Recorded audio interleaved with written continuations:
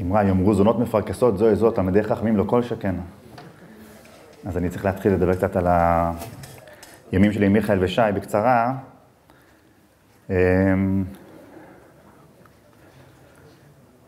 שי שרף $1 מיליון בכמה דקות, אני שרפתי $8 מיליון בכמה שנים עם דאגלאבס. בשלב כלשהו הבנתי שהקונספט של ניהול הוא דטרימנט למטבע מבוזר, לקח לי כמה שנים. פיתרתי את כל המנהלים, כולל את עצמי, ומאז הפרויקט טס. ואחד הדברים למדתי הרבה לקחים. אחד הדברים שלמדתי זה שיותר מאשר חשוב, הכישרון של אנשים זה התרבות. התרבות של אנשים היא הרבה יותר משמעותית מהכישרון. ואפשר לומר שמי שבעצם הלך איתי וגרם לפרויקט להצליח, זה שי ומיכאל. ואם אני... רגע, שנייה. אם נשים את הנקודה הספציפית על מה גרם לפרויקט להצליח, זה תרבות האפשר.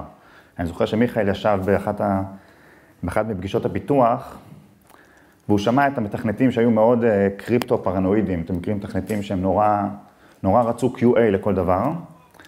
ומיכאל לקח אותי הצידה, אמר, לא ככה אי אפשר להתקדם.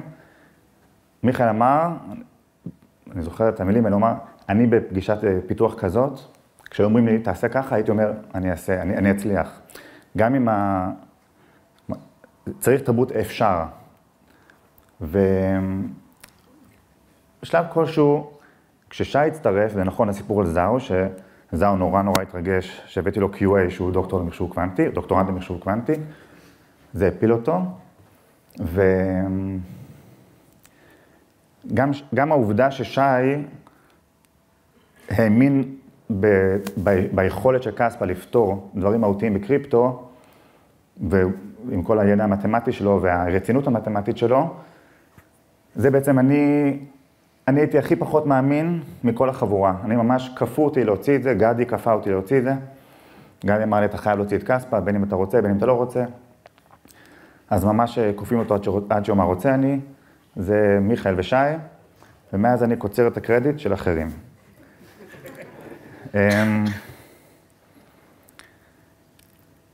אז תכננתי, בוא נראה מה אני אדבר.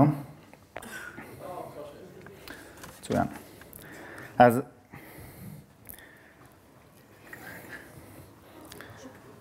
מיכאל דיבר על פרלליזם, אני לא ידעתי על מה לדבר.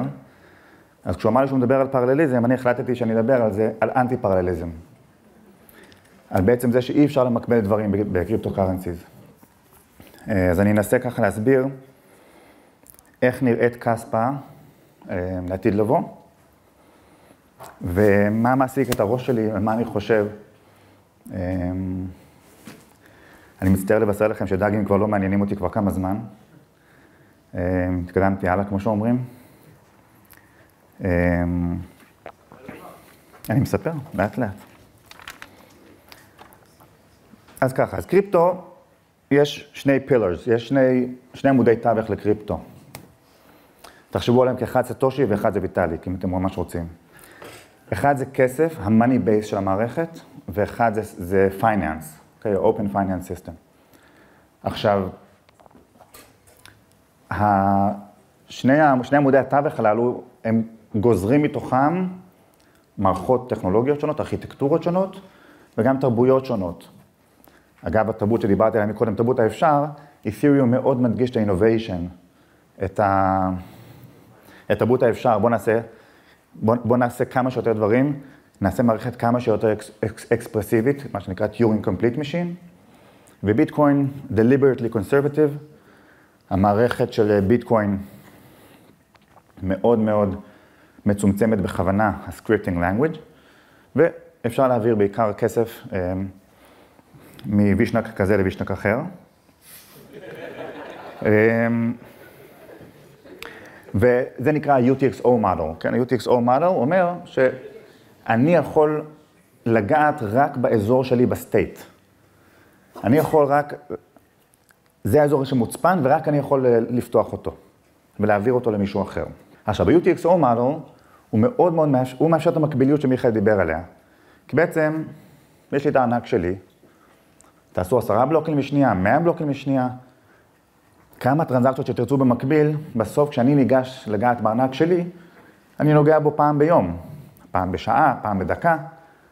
אני לא בעצמי נוגע בארנק שלי 10,000 פעמים בשנייה.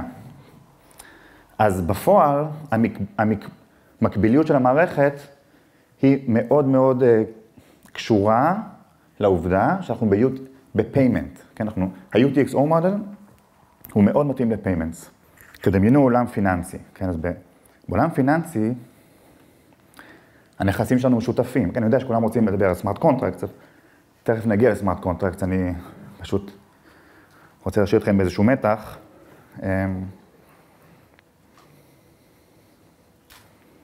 אז בעולם פיננסי הנכסים שלנו משותפים. אז תדמיינו חשבון בנק משותף, שזו התחלה של פייננס.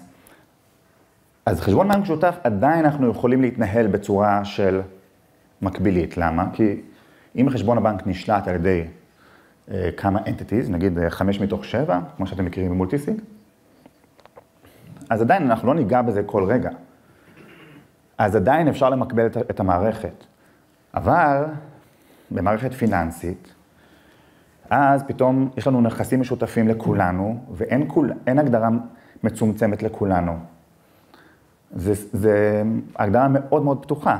כל אחד יכול לגעת בסמארט קונטרקט, באסט הזה, ולשנות את הסטייט שלו. אז ממילא, אם אנחנו רוצים לתמוך במערכת, שאפשר כמה שיותר מהר, 100 BPS, כמה שיותר מהר מישהו רוצה לגעת, נוגע. אם אנחנו רוצים לדמיין מערכת כזאת, וזה שם אני חותר, לא שאני יודע לממש את זה, וזה פחות רלוונטי, יש פה את החבר'ה שזו ההתמחות שלהם. אז אם רוצים מערכת כזאת דרמטית, שאתה יכול לגעת בסטייט כל הזמן, והסטייט משותף לכולנו, למשל באיזו מניה וירטואלית, או סמארט קונטרקט כזה או אחר, עכשיו המקביליות היא כבר הרבה יותר מאתגרת. ולכן, איתריום ומערכות סמארט קונטרקט לא עובדות עם UTXO model. אז בואו ננסה לשים את זה באיזשהו מילים פורמליות.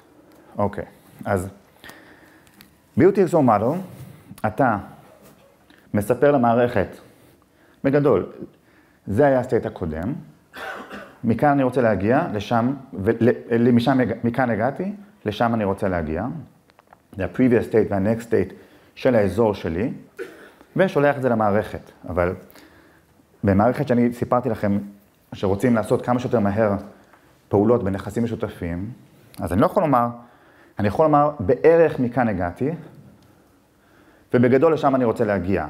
אבל אני לא יכול לומר במדויק מה היה הסטייט כשאני נגעתי במערכת. בצורה מאוד מאוד פשוטה. אני רוצה לעשות איזשהו סוואפ מעל יוניסוואפ. להחליף זוג טוקנס. אז אני לא יכול לומר, אני לא יודע בוודאות בדיוק מה היה הסטייט, מה יהיה בדיוק הסטייט כשאני אזכה לגעת בסידור. אני יכול לומר, לפני שנייה, כשהסתכלתי ביוניסוואפ, ראיתי את המחיר הזה. עכשיו אני שולח 10 מילי שניות, 100 מילי שניות, עכשיו מה המחיר בדיוק, אני לא יודע. אז אי אפשר לבנות את המערכת בצורה של אני מתחייב בדיוק מה היה, והנה לאן אני רוצה להגיע. ולכן מערכות סמארט קונטרקט הן הרבה יותר רכות בהתנהלות שלהן, אוקיי? אז למשל באיתריום זה לא UTXO model, אלא אתה עושה איזשהו function call, אתה אומר אני רוצה לגעת בפונקציה הזאת, יש תנאים, במיוחד במסחר, שנקראים slippage, כמה אני מרשה לסטייט לסטות ממה שהתכוונתי, ואומר בערך לאן אני רוצה להגיע, יש גם מערכות חדשות, שהן עוד יותר פתוחות ורקות, שבהן אני אפילו לא אומר מה הפונקציה שאני רוצה לגעת בה, אלא intense. זה ממש כמו שזה נשמע. מה הכוונה שלי לעשות, בצורה פורמלית כמובן, מה התנאים על הסטייט שאני רוצה להגיע אליו, ותעשו את זה איכשהו. אז זה הרבה יותר רך. אז מערכת כזאת היא יותר רכה, היא יותר פתוחה, ויש בה המון אתגרים, ואני אגע בשניים אולי מהם. עכשיו, היתרונות של מערכת שאפשר למקבל, כמו ביטקוין, וכמו קספה, ה-UTXO מודל, הם ברורים, אני יכול לאפשר סקלביליות, אם המפתח שלך יודע מה הוא עושה, ואין הרבה כאלה, אתה עושה מערכת שהיא high performant, אתה יכול למקבל טרנזקציות. בעולם של סמארט קונטרקט, זה עולם הרבה יותר מאתגר, ולכן, בין השאר לכן, אנחנו לא שואפים לשנות הרבה דברים בבייס לייר של קספה. אוקיי, המטרה של, או אחד המגדלורים של קספה, זה האופן שבו סטושי תכנן את ביטקוין. זו מערכת scripting language מאוד מאוד מצומצמת, ה-attack vectors מאוד מצומצמים, ותחשבו שבעצם המערכת של ביטקוין לא נועדה ל-computation, רק ל-verification. מערכת לא אמורה לעשות חישובים, רק לוודא דברים. אז אם יש צורך במערכת פיננסית, מממשים אותה לא בלייר ה-native, לא בלייר המרכזי, אלא בלייר 2, מה שנקרא רולאפס. מה שקורה היום בקהילת הקריפטו, זה דבר די דרמטי. עד עכשיו סמארט קונטרקטס וכל הפעילות הפיננסית הייתה מאוד שייכת לאתריום ודברים מתחרים כמו בצורה בלעדית, ולאחרונה עולם הביטקוין נפתח לזה. יש עם כל מה? לא, inscription ordinance זה כבר 2023, מתקדמים קצת. Risk Zero, זו מערכת של ZKVM מעל ביטקוין, BitVM בונים אותה, וזאת מערכת שאמורה לאפשר בעצם, מתעדים את הטרנזקציות on-chain. מה זה רולה? ברולה בגדול זה ניתן לקונצנזוס לתעד מי נגע ראשון, באיזה סדר נגעו ב-shared state, ואחרי שהמערכת, הקונצנזוס סדרה את זה, מישהו אחרי יעשה את החישוב ורק יעזור למערכת לוודא את זה. אז אני אתן אולי דוגמה בקספה איך זה נראה, או איך זה ייראה. אתה שולח טרנזקציה לסמארט קונטרקט. היום אין את זה, והסיבה שכולם מתעניינים בזה זה כי כולם רוצים לחשב סמארט. אבל נניח שיהיה את זה, אז אתה שולח טרנזקציה on-chain, זה יירשם, הקונצנזוס לא יודע בדיוק מה כתבת. הוא רואה את הדאטה, אבל הוא לא מפרש אותו. אז זה נקרא, זה רק payload. זה מין תוספת לטרנזקציה, הקונצנזוס לא באמת מפרש אותו, ויש מישהו שעוזר לקונצנזוס להבין את זה, זה נקרא prover. אוקיי, זה מערכות שקיימות באתריום, כבר עשו את זה כמה חברות, אבל בעולם ביטקוין, לראשונה עכשיו נחשפים או מתרככים לקראת האפשרות הזאת. זה מאוד דרמטי, אני רואה שאתם לא מתרגשים, זה מאוד דרמטי. זה מאוד דרמטי שעולם ביטקוין נפתח לקונספט של פייננס, שזה היה משהו שמאוד נמנעו ממנו. אז ביטקוין, הנקודה בביטקוין היא כזאת, אם אתם מכירים, אחד הפרויקטים הישראלים הראשונים היה Colored Coin. Colored Coins זה היה ממש הפרויקט ממש ישן. אם אני לא טועה, Master Coin היה הפרדססור שלו. Colored Coin בעצם ניסו להשתמש בביטקוין בשביל לעשות קוד כללי. ויטאליק שהגיע לארץ רצה לעבוד עם Colored Coins. יש ממש תיעודים שהוא חיפש עבודה ולא מצא כאן. והוא גם לא כל כך התלהב מהבנייה שלהם, אז הוא פתח את איתריום.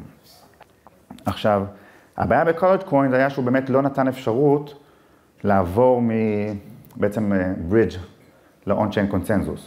אז מה שהם עושים היום, הם לא עושים bridge ל-on-chain consensus, אבל שבקספה אנחנו קצת יותר גמישים, אז יהיה לנו opcode לעשות את הברידג'ינג הזה. אני אעבור לאיפה אני חושב קספה ייחודית, ואיפה היא צריכה להמשיך להיות ייחודית ולא לסטות, פשוט להתמקד בייחודיות שלנו. אז תחשבו על מערכת פיננסית עם 10 בלוקים לשנייה, 100 בלוקים לשנייה. אוקיי, אז זו ההתמחות שלנו הרי, זה מה שאנחנו יודעים לעשות. עכשיו, המשמעות הראשונה היא שאתה שולח טרנזקציה, אתה מקבל מיד אישור. Instant confirmation, נכון? זאת המשמעות הראשונה. האמת שזה עוד משמעויות, אז עכשיו אני אספר לכם מה מתרחש בעולם הפייננס בקריפטו, ולמה קספה פותרת בעיה מאוד מאוד מרכזית פה, ואיך זה קשור ל-100 BPS. אז מניח ששמעתם על אלגו טריידינג בוול סטריט. מה זה אלגו טריידינג בוול סטריט? אתה, כמה חבר'ה בדרך כלל בוגרי 8200, שוכרים דירה במנהטן, ליד הבורסה, דואגים שיהיה להם חיבור LAN ממש לבורסה, ועושים מסחר במהירות, מיקרו שניות, גם ננו שניות, והמטרה היא to exploit the system, לעשות arbitrage, sandwich attacks, front running, back running. זה שוק ענק, ממש ענק. הוצאה לי בו עבודה לפני איזה 15 שנה, באיזה וילה בהרצליה או קיסריה. זה שוק, כפי שאתם מבינים, היום אתה בפתח תקווה. היום אני ב-undisclosed location.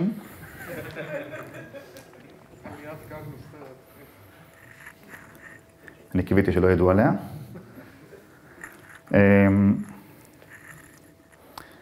אז הנושא הזה הוא מאוד מן הסתם רגיש, בעייתי, גם אתית, גם חוקית. בקיצור, תדמיינו שהאנשים ממש מנסים להגיע ליתרון של מיקרו שנייה, אחד על פני השני מבחינת ה-latency למערכת. עכשיו, בקריפטו, הדבר הזה הפך לבדיחה. משום שאני כבר לא צריך, אני בתור מיינר, ה-latency שלי 0, אין לי שום מרחק למחשבים של וול סטריט, אני המערכת. אז אני יכול ב-latency של 0, לעשות איזו מניפולציה שאני רוצה במערכת. תחשבו שזה בעצם לאן אני חותר. קריפטו הפך את המצב לגרוע יותר בפייננס. הוא הפך את זה פשוט את המצב להרבה יותר exploitable. כי עכשיו אני לא צריך לחכות אני לא צריך לנסות להגיע לבנדווידט מהיר, אני פשוט בתור מיינר באתריום. אני יכול לקבל את כל הטרנזקציות לממפול. אוקיי, ואני רואה מה אליס עשה, מה אליס עשתה, מה בוב עשה, ואני מחבר אותם, וכמה מניפולציות שאני רוצה, זה מיליוני דולרים ביום, הדבר הזה. בהתחלה, המניפולציה הזאת הייתה בחדרי חדרים, ולאט לאט, אותם אנשים שעשו את המניפולציה, התחילו למכור את שירותיהם. אז הם גם יצרו את המניפולציה, והם גם מכרו לך שירות שעליך אנחנו לא נעבוד. ככה זה עבד. אחד היה דוקטורנט, והמנחה שלו היה בצד השני. ממש, המערכת ממש הושחתה. עכשיו, זה מצער, כי בעיקרון אנחנו רצינו לבנות מערכת טובה יותר. בעצם בנינו מערכת שהיא הרבה הרבה יותר exploitable. אוקיי, אז איפה כספה נכנסת? תדמיינו שבעצם מאיפה נובע אלגו טריידינג, שבשפת הקריפטו זה MEV. מאיפה זה נובע? וזה קשור למקביליות. זה נובע מזה שכשאני רוצה לגעת בנכס המשותף שלנו, נגיד זה איזשהו טוקן פול ביוניסוואפ או משהו ששייך לכולנו, או שלא שייך לאף אישות מוגדרת. כשאני בתור יוזר בא לגעת בנכס הזה, אני רואה מה הסטייט, אני רואה בדיוק מה המחיר. אבל בגלל המקביליות, בגלל המהירות, בגלל שאנחנו בעולם asynchronized, אז אני בעצם, אני לא יכול ממש לומר, משם הגעתי, אני מזכיר לך מה שאמרתי בהתחלה, אתה לא יכול לומר מכאן הגעתי, לשם אני רוצה להגיע בדיוק. אני יכול לומר בערך. הבערך הזה זה מיליוני דולרים. כן? נפח המסחר גורם לזה שזה הון, אתה יכול לעשות אם אתה שולט על ההבדל בין הבערך לבדיוק. עכשיו זה לא איזשהו משהו מקרי, יש ממש informational gap, יש פער עקרוני בין העולם שהמיינר רואה, לעולם שאתה היוזר רואה. היוזר רואה בערך, המיינר רואה בדיוק. עכשיו השאלה שלי זה אם אנחנו יכולים איכשהו לגשר על הפער הזה.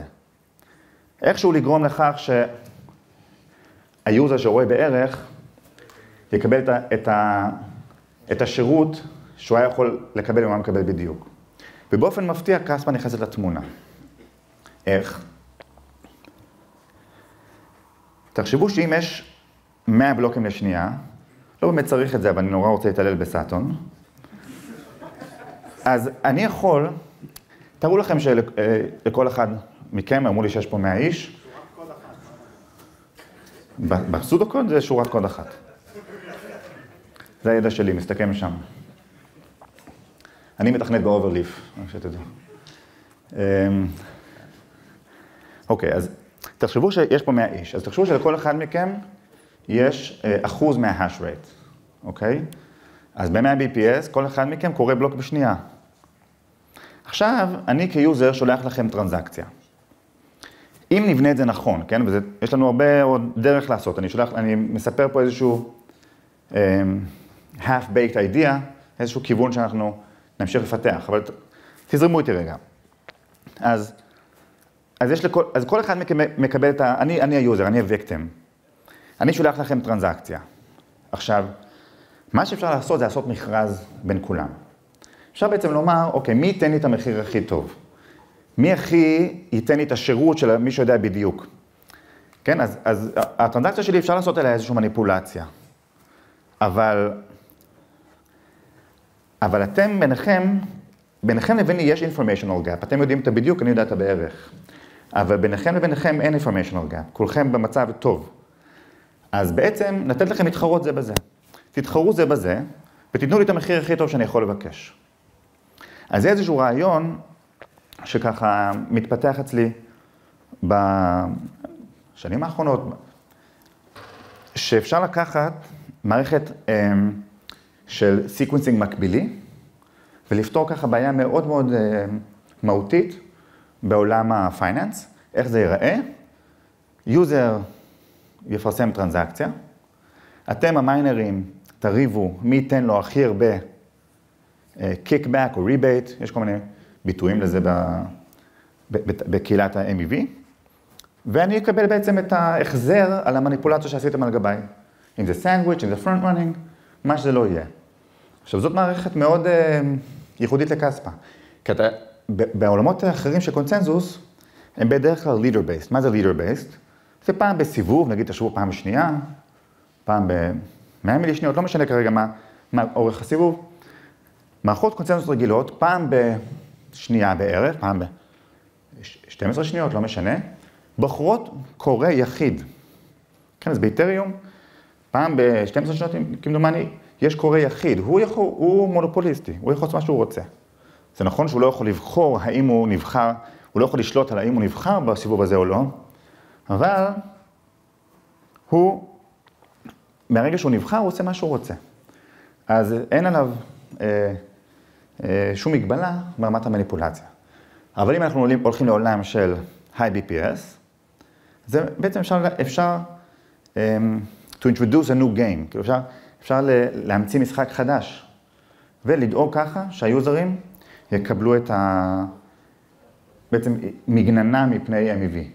עכשיו, MEV זה לא דבר של מה בכך, זה גם מיליוני דולרים ביום, וזה גם, זה מאוד, לא יודע, ביום, בשבוע, אבל זה גם מאוד, מאוד פוגע בהתנהלות תקינה של פייננס, כי בעצם זה אומר שמישהו, לא יודע אם זה מושגים שכולם מכירים, אבל מישהו liquidity provider, מי שבעצם מאפשר את ההתנהגות של Uniswap, הוא מאוד נפגע מזה שהמחירים לא אופטימליים. אוקיי, זה איזשהו קריאת כיוון, אני לא בהכרח אכנס לזה. נושא האחרון שאני רוצה ככה להזכיר, זה נושא שהוא כיום בעיקר, אני מבשל אותו, זה לא משהו שהוא כתוב, והייתי שמח שהכנס הזה יהיה בעוד שנה, ואז יהיה מאמר. אז גם תחשבו על פשוט, כאילו תנסו להתפרע על 100 BPS, מה זה אומר? מה זה אומר? זה אומר שהמיינרים של קספה הם מאוד מאוד מהירים, ויכולים להיות מאוד מהירים בדאטה פאצ'ינג שלהם. כל רגע שיש עדכון כלשהו במערכת כלשהי, תדמיינו מערכת פיננסית, המיינרים יכולים כמה שיותר מהר לעדכן אותה.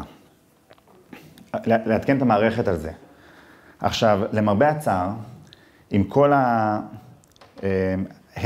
הרמטיות לכאורה, עם כל הבנייה היפה של מערכת כמו איתריום, שהיא טיורינג קומפליט, בסוף זה מאוד לא הרמטי, כי עיקר המשחק של פייננס, או עיקר האופריישן, הוא על ידי הקבלת דאטה מבחוץ. אתה צריך לקבל דאטה מבחוץ על פרייס פידס, אתה צריך לדעת מה קרה בעולם מחוץ לבלוקצ'יין, וכאן אי אפשר לוודא את זה בתוך המערכת.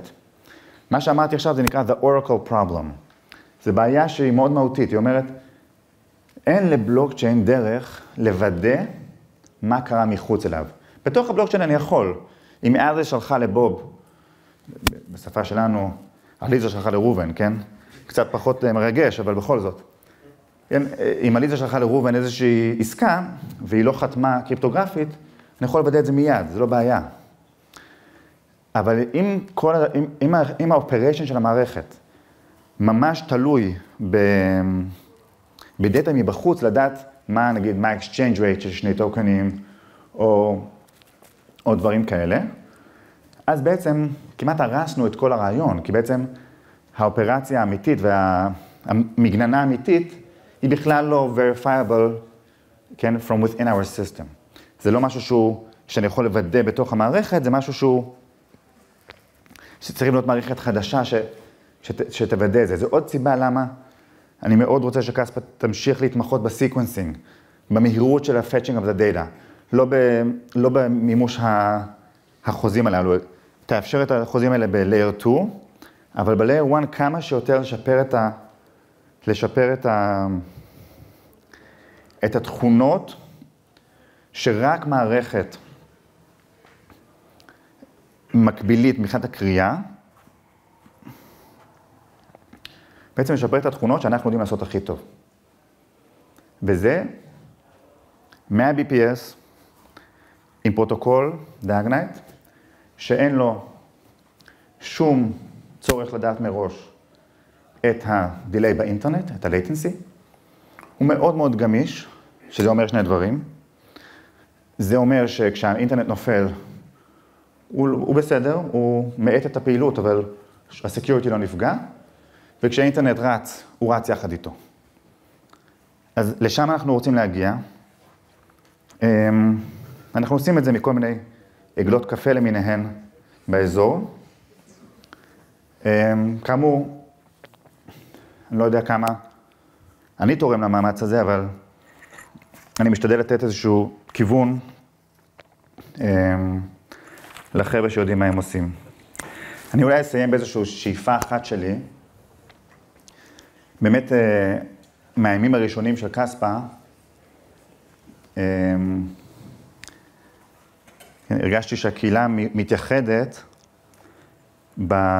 גם בביזור שלה, וגם יותר אנשים התעניינו בטכנולוגיה מאשר בפרויקטים מתחרים. כלומר, יש איזשהו ביטוי ש-99%, לא ביטוי, איזושהי אמת כואבת בקריפטו, ש-99% of your community cares only about the token price, כן? ש-99% מכם מתעניינים רק במחיר המטבע. אז אני חושב בקספה זה קצת שונה. זה שבר שיא לאחרונה. אני חושב שקספה זה שונה, אני חושב 95%, ושאתם 5%. זה איזושהי התקווה שלי. אז תצטרפו למחקר, תנסו באמת, איך אומרים, to substantiate, לתת איזושהי מהות להתרגשות של המחיר. מן הסתם, הפרויקט הזה הוא איזשהו דבר שיצרתי ככה בטעות. מן הסתם זה מאוד מרגש לראות אתכם כאן. ככה שמות וסודו שמות.